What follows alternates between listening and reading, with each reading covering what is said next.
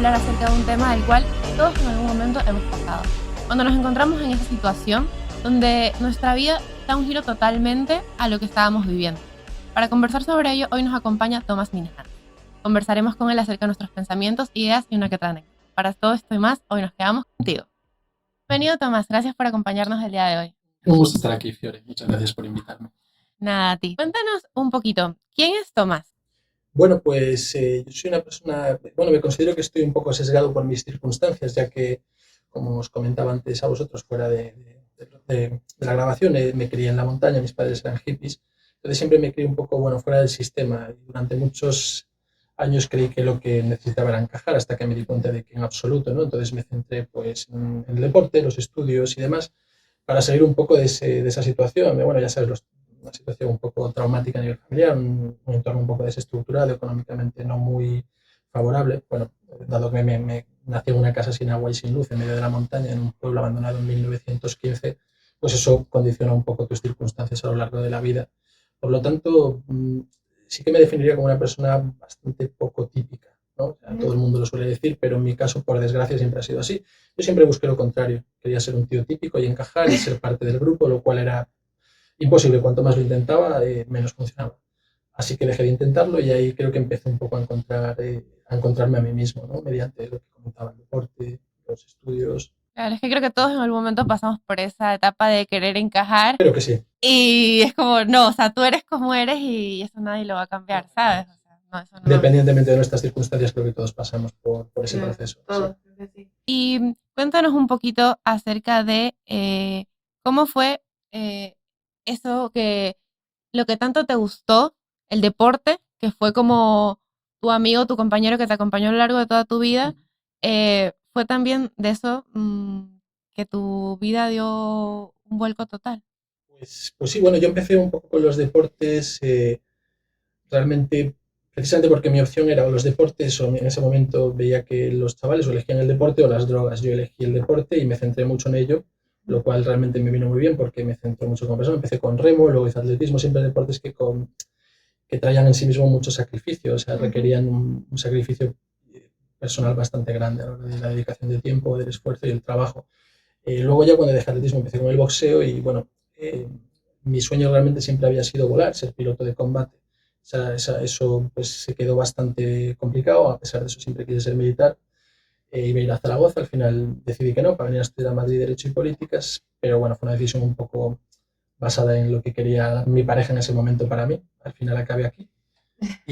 Pero bueno, nunca renuncié a ese sueño de volar, que siempre lo tuve presente. Entonces, durante varios años fui ahorrando poco a poco para comprarme un equipo de parapente de segunda mano y empecé, pues eso, mis opciones eran o comprarme el equipo o hacer el curso de parapente.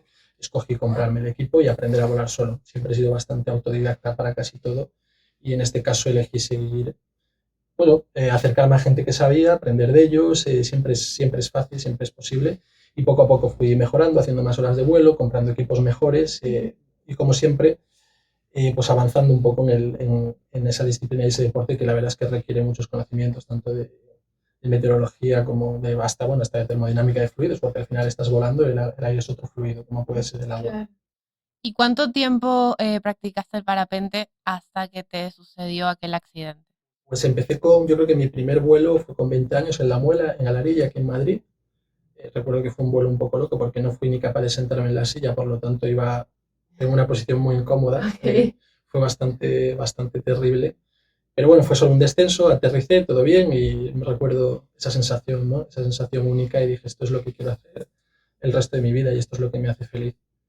Y entonces empecé a intentar, bueno, crecer en ese deporte, a seguir trabajando, aprendiendo, comprando equipos mejores, conociendo gente que sabía más y quizá aumentando un poco el factor de riesgo. Y bueno, nosotros ya hemos escuchado un poco tu historia, pero bueno, para las personas que nos estaban escuchando y viendo, ¿nos podrías contar un poco ese momento? ¿Qué fue lo que te pasó? Pues sí, hombre, yo siempre quiero, o sea, quiero pensar, ¿no? Que, bueno, realmente fue así, o sea, fueron las mentiras las que me llevaron a esa situación. Yo estaba en una situación personal bastante complicada con una pareja, con unas situaciones. Entonces, para huir de estas mentiras que yo ponía, prefería volar. Me iba a volar, estaba preparando, como comentaba antes, un campeonato y pues eso me iba a volar siempre que podía, porque es verdad que cuando estás en el aire vives el momento. No hay ni un pasado ni un futuro, solo vives el momento. Y eso es verdaderamente extraordinario. De hecho, es quizá la sensación que más añoro del vuelo libre.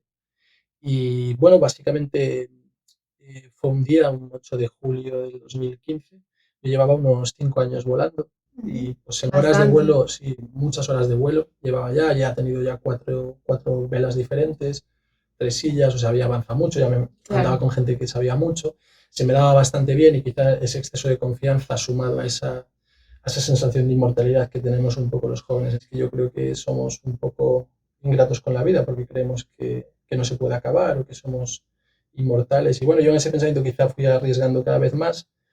Y ese día las condiciones no eran excepcionalmente buenas, el viento estaba muy fuerte, quizá no debería haber despegado, pero bueno, yo siempre volaba cuando otros no lo hacían y quizá eso me hacía sentir, no sé, mejor conmigo mismo, no, no sé, ya sabes, ese estúpido. Era tu forma de ser. Sí, también ese estúpido sentido de los hombres de, bueno, de competir, ¿no? De querer siempre ser. Es que era tu vía de escape, como otros tienen otras maneras, esa era la tuya. Sí, además uno se acostumbra a unos niveles de adrenalina altos y normalizas determinadas cosas que no son normales del todo, porque ese no es nuestro medio, el aire no es nuestro medio, ¿no?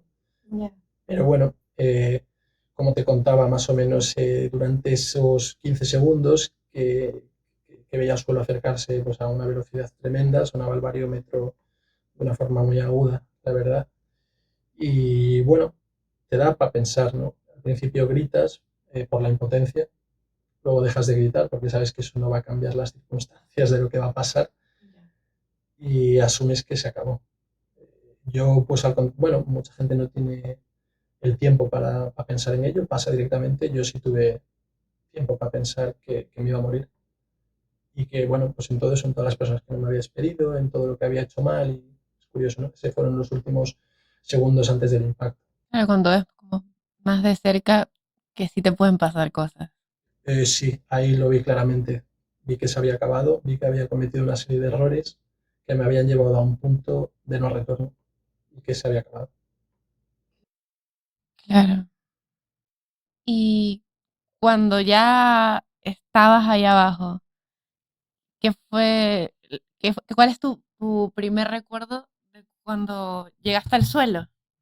Bueno, yo ten en cuenta que con el impacto, vamos, el diagnóstico posterior son 19 fracturas, 9 en la médula, 2 lesiones medulares, una lesión medular, una tetraplegia, una C7, una lesión medular L4, ambas incompletas, al principio no se sabía bien. Entonces, claro, yo tenía un shock medular, no sentía mi cuerpo, no sentía nada, no podía, tenía 2 neumotórax, además de todas esas fracturas. Así que realmente no estaba muy seguro de lo que estaba pasando. Sé que uno de mis mejores amigos me cogía la mano y no la sentía, ¿no? Y recuerdo pues esos segundos, ¿no? Porque claro, ellos no creían que fuesen a encontrar a alguien vivo. Cuando llegaron se sorprendieron de que siguiese vivo. Y bueno, recuerdo eso, ¿no? Estar cogiendo de la mano a este chico, que era uno de mis mejores amigos, y pedirle disculpas, ¿no? Decirle, oye, lo siento mucho, lo siento, pero no puedo respirar, creo que me voy a morir, porque me estaba muriendo. Y efectivamente luego tuve una experiencia cercana a la muerte, de la que muchas personas pueden hablar, porque es verdaderamente, o sea, para los que lo hemos vivido, o sea, te cambia mucho la percepción sobre la muerte. ¿Y qué crees que cambió del Tomás antes de subirse ese día a realizar ese deporte al Tomás que está hoy acá sentado? Lo cambió todo. Yo era una persona muy vitalista, eso tenía esa sensación de inmortalidad, de que podía con todo. Creo que, o sea, tenía esa sensación de poder con todo y de repente me desperté paralizado en la cama de un hospital y para moverme necesitaban 6 o 7 personas. Y claro, me daban de comer. Entonces el cambio es ese, ¿no? Yo le recuerdo que la mañana anterior había subido Peñalara, el pico de Peñalara, en la Sierra de Madrid, y bueno, había subido, había dormido allí, había bajado y pasas de eso, ¿no? Piensas así metafóricamente, que pasas de comerte el mundo, de ser un joven un poco soberbio, un poco a despertarte en una cama paralizado. Pero bueno, es un milagro que hoy estés acá, pero como tú dices, tu familia, tus amigos no se esperaban encontrar No, a alguien aún vivo. nadie de los que estaban allí se esperaban encontrar a una persona viva. Yo recuerdo el helicóptero, el viaje en helicóptero, mi primer y último vuelo en helicóptero, la verdad, muy emocionante. Y tardaron 3 o 4 días en darme el diagnóstico, pero yo no me lo creía, parecía una película. Me despierto en una cama, Ya. yo creo que no me puedo mover porque me ha roto huesos, no porque me haya quedado tetrapléjico, ¿no? Y bueno, viene el médico y me dice, bueno, pues te has quedado tetrapléjico. Y yo, pero ¿eso qué conlleva? Y dice, bueno, pues que no vas a poder volver a mover los brazos y las piernas nunca más. Eso fue lo primero que me dijeron. Claro, ahí entré en un ataque de pánico, me dieron morfina, volvieron a intentarlo al día siguiente, volvió a pasar lo mismo. Claro, empiezas a gritar, no te lo crees, es una cosa un poco Claro. surrealista, sí que crees que no te está pasando a ti. Hasta que empecé a entenderlo y empecé a preguntar, pues bueno, al principio mis preguntas eran, bueno, si la vida no es como la que tenía, no merece la pena. Así que empecé a preguntar cosas como si, me acuerdo, ¿no?, de preguntarle sobre la eutanasia a la médico. Se reía porque aquellas no era algo, en España no existía en ese momento ningún tipo de ley respecto a eso, ni tampoco le pregunté si era posible que volviese a caminar. Me dijo que en ese momento era imposible de decirlo, que en principio, si había suerte, quizá en algún momento pudiese ser medianamente independiente en una silla eléctrica usando los brazos, pero que diese un poco por perdidas las manos y las piernas. Esa fue, así es como me desperté. O sea que incluso en ese proceso, esos primeros días se te cruzó por la mente ya no querer vivir así como te estaban diciendo. Sí, sí, vamos, y durante años después, creo que tarda muchos años en volver a aceptar y a querer la vida, tal y como se nos presenta. Porque al principio, bueno, la estancia en Toledo, en el Hospital Nacional de Parapléjicos, fue de 7 meses. Claro, lo que te comentaba antes, pasas de eso de ser una persona completa a que vengan tus amigos y te den de comer en la misma cama donde te lavan, donde haces tus necesidades, donde... Y así, claro, durante 79 días estuve viendo el techo. Eso era mi vida. O sea, pasé de eso, de estar volando entre las nubes, Sí. a paralizado en una cama viendo el techo. Y a lo largo de ese proceso de recuperación, ¿quién fue tu mayor apoyo?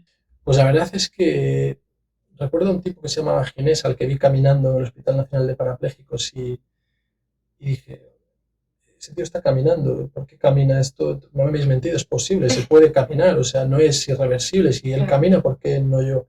Entonces conocí allí a un chico que se llamaba Alex Domarco, había sufrido una lesión medular también alta, C7, haciendo parkour, era campeón de España de parkour, y empezamos a entablar una muy buena relación. Él caminaba, entonces yo dije, oye, si yo quiero intentar volver a caminar, en ese momento ya me habían dicho que tenía una lesión incompleta, pero que lo de caminar iba a ser complicado. Y bueno, ahí ya empecé a decir, oye, quizá haya una posibilidad, ¿no? Si este chico, Alex Domarco, lo hace, yo puedo hacerlo también. Y él era médico, él era MIR de segundo año, y la verdad es que su padre era rehabilitador y yo veía que él hacía ejercicios hasta en la cama, entonces adopté todas sus pautas de ejercicio y empecé a mover un poco la pierna derecha y ahí dije, creo que puedo. Claro, es verdad que yo durante muchos días en la cama, estos 79 días, yo al final movía las dos piernas. Lo que no era consciente es que para mantener 80 kilos de pie y en equilibrio, eso no era suficiente. Ahí sí que empezó un proceso muy duro, ¿no? Porque claro, ahí te enfrentas con la realidad. Claro. Y durante, bueno, estos 7 meses en Toledo yo creo que son los meses más duros de mi vida. No solo por lo que vives, sino por lo que ves, porque ves chicos y chicas de 15 o 16 años que se han hecho una zambullida y se han quedado tetraplégicos de por vida y dices, oye, ¿por qué yo tengo la suerte de volver a caminar y ellos no? Entonces dices, daría lo que fuese porque ellos tuviesen esta posibilidad.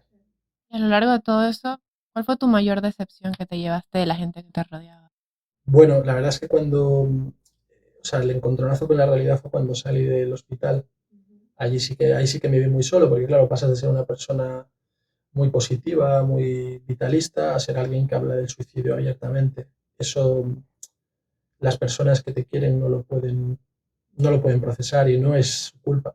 No puedes culparles o sea, para poder estar con la gente primero tienes que estar bien. Si tú no estás bien, la gente se aleja, pero por protegerse, porque te quieren y no saben. A mí esto me costó mucho tiempo entenderlo. Al principio entras en un proceso bueno, estás enfadado con el mundo, crees que te han abandonado, crees que no te están apoyando lo suficiente, crees que no han sido buenos amigos, pero no tiene nada que ver con eso. Es simplemente que no saben cómo ayudarte.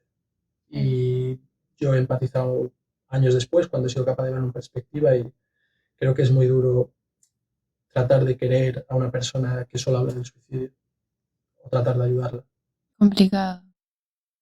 De que no, o sea, es como muy raro o no a todo el mundo le pasa enfrentar a alguien cercano, escucharlo hablar así también duele y es muy duro. Sí. Me costó entenderlo, lo acabé entendiendo, yo poco a poco también fui un poco cambiando mi actitud, me centré mucho en la rehabilitación, seguí siempre, nunca dejé de entrenar muchísimas horas, de creer que igual algún día podía volver a correr, conseguí volver a caminar, como ya sabéis, a mover los brazos, a ser una persona independiente, pues oye, con una discapacidad alta, pero hoy en día, pues, de hecho, pocas personas dicen, la gente me pregunta si qué me ha pasado porque tengo una cojera, ¿no? Me preguntan, oye, no ven una tetraplegia, bueno, en este caso es una tetraparesia espástica, que ese es mi diagnóstico actual. Pero es verdad que durante todo ese proceso sí me vi muy solo, pero bueno, también era necesario, yo necesitaba... Es un proceso muy complicado porque tú pasas de ser lo que se supone que estás construyendo pues un hombre o una persona adulta y de repente Sí. pasas a ser un niño porque en el hospital te lavan, te dan de comer Es como y de repente sales de ahí pues con muchas inseguridades, con una indefensión aprendida muy potente, ¿no? Te ves muy vulnerable, es eso. Y claro, ese proceso quizá fue el más duro, ¿no? Yo me centré mucho en eso, en el ejercicio, la rehabilitación, trataba de ver muchas historias que me podían inspirar, películas, cine claro, real sobre personas que habían vivido algo. Exacto, algo porque uno puede creer, ¿no? Que subjetivamente lo que le ha pasado es terrible y efectivamente puede ser así, pero si buscas siempre vas a encontrar historias más duras que la tuya y personas que han luchado a unos niveles que ni nos podemos imaginar. Entonces yo es verdad que trataba de ver mucho ese tipo de historias. claro, para quizá darte fortaleza o ver que sí se puede salir de todo esto. Y así como hoy que estás acá, y ya eso solo te quedó como una experiencia y bueno, vas superándolo y bueno, siguiendo adelante. Sí, ahí seguimos, ¿no? Ha habido muchas cosas que han cambiado mi percepción de la vida. Llega un momento en el que dices, vale, ya no puedo correr, ya no puedo. Dejas de ver lo que ya no puedes hacer y empiezas a ver lo que todavía puedes hacer. Claro. Empiezas a ver el lado positivo porque si no... Como dice Joseph Campbell, ¿no? Esta frase de todos los cielos, todos los infiernos, todos los dioses están en mi interior. Dejas de culpar a todo el mundo y te centras en ti mismo y dices, oye, esto es algo tuyo. Nadie tiene la culpa de lo que te ha pasado. O sea, empieza a verlo desde la perspectiva de tener que lucharlo a nivel personal y empezar a vivir con lo que se llaman hoy en día una discapacidad. A mí no me gusta mucho la palabra, no por nada, simplemente porque, bueno, a mí personalmente no me gusta. Ni esa, ni minusválido, ni ninguna de estas palabras. No me considero como tal, a pesar de que bueno, de que la burocracia me considera eso, que tengo un 69% de discapacidad y es lo que me consideran, pero yo no me veo. Claro, no te identificas, no. He seguido buscando los deportes en los que me siento completo, en los que puedo desarrollar una... Claro, en los que puedes ser tú y puedes realizar todo de la mejor manera. Y así como a ti te pasó, a muchas personas actualmente se encuentran en situaciones así parecidas, similares, peores o no tan drásticas. Pero a estas personas que nos están escuchando y viendo, ¿qué mensaje les darías? Yo la verdad es que esto suelo ser, en estas charlas que estuve dando, yo decía al principio, ¿no? Que todos tenemos que entender una máxima, nada más madurar, ¿no? Y empezar a ser adultos y dejar la niñez, esa inocencia de la niñez, ¿no? Que creemos que todo puede ir a peor y que la vida es dura en sí misma y cuanto antes lo aceptemos, antes encontraremos la forma de ser felices en función de nuestras circunstancias. Pero al final todo es subjetivo, para una persona su problema es su problema y puede ser un gran problema independientemente de lo que pueda ser para otros, ¿no? Entonces quizá ese es mi mensaje en este punto, ¿no? Porque para mí, oye, hay días que sigo estando triste, días que sigo estando mal, pero la vida, al final, yo Y esto, a ver, no quiero que suene pesimista, ¿no? Pero todos viviremos el dolor, todos viviremos el pesar, la pérdida, envejeceremos, sufriremos y cuanto antes lo aceptemos, antes hallaremos caminos, ¿no? Para disfrutar más de la vida, para hacerla más llevadera. Y yo, para mí ese es mi mayor aprendizaje, ¿no? De todo esto. Veía que mi vida había sido dura hasta que me pasó esto. Ahí dije, vale, esta es mi prueba. Y las que me queden, porque me tendré que enfrentar a todo lo que los demás os vais a enfrentar en la vida, la pérdida, la enfermedad, el dolor. Y bueno, quiero pensar que todos debemos aceptar eso lo antes posible, ¿no? Alejarnos un poco de ese arquetipo que nos han vendido, ¿no? De la felicidad, que no tiene nada que ver. Uno puede ser muy feliz aceptando la realidad de la vida. Sí, porque no todo siempre va a ser color de rosa, como dicen. Todos tenemos nuestra cruz. Y por desgracia las mayores pruebas para casi todos todavía están por llegar. Sí, pero bueno, nos alegra mucho verte así, verte que sigues adelante, que incursionas en nuevas cosas, como también que ahora realizas tiros. Sí, bueno, me gusta. La verdad es que hubo un momento, un antes y un después muy grande en mi vida. Fue cuando entré la primera vez en un circuito de coches y vi que era más rápido que personas que no tenían ningún tipo de lesión. Y ahí dije, oye, pues eso cambió mucho mi. Quizá porque siempre soy una persona eso, competitiva en los deportes, quizá conmigo mismo más que con los demás, pero ahí vi que mi lesión no era un problema, como por ejemplo con el tiro, tampoco es un problema. Yo me tumbo tranquilamente. Bueno, el problema viene cuando tienes que ir a 400 metros ir y volver y tengo que ir cojeando hasta allí por un prado y son al final casi 1 kilómetro. Bueno, pues eso lo haces 3, 4 veces en un día y en mi caso acabo muy cansado, pero la sensación de satisfacción es muy alta porque, o sea, empezando porque la premisa que yo viví es que yo no iba a poder volver a hacer nada. Ya lo que estás haciendo ya es bastante y es muy bueno que haya salido adelante. También digo una cosa, yo cuando estaba en Toledo paralizado, yo decía, la vida sigue siendo muy bonita y sigue pudiéndome ofrecer películas increíbles, cine, música, y creía que podía vivir de esa manera y mucha gente vive de esa manera, porque yo soy muy afortunado, eso es una cosa que hay que dejar clara, y mucha gente vive de esa manera y son muy felices, tienen una actividad sobre todo a nivel mental altísima, gente que lee muchísimo, que disfruta muchísimo del cine, de la música. Entonces yo en esos momentos yo decía, bueno, me quedan cosas maravillosas que hoy en día sigo disfrutando, como el cine, la literatura, el arte. Y bueno, creo que incluso cuando las cosas están muy mal y son muy oscuras y todavía nos queda un sentido para poder apreciar todo lo bonito que hay en la vida, creo que siempre hay una salida, ¿no? O sea, incluso cuando lo vemos muy oscuro. Sí, total. Y bueno, esperemos que todos hayan quedado con eso, de que siempre hay una salida, siempre hay una forma de salir adelante. Y bueno, gracias Tomás por habernos acompañado. Muchas gracias. Gracias a todos por escucharnos y los esperamos en un próximo episodio.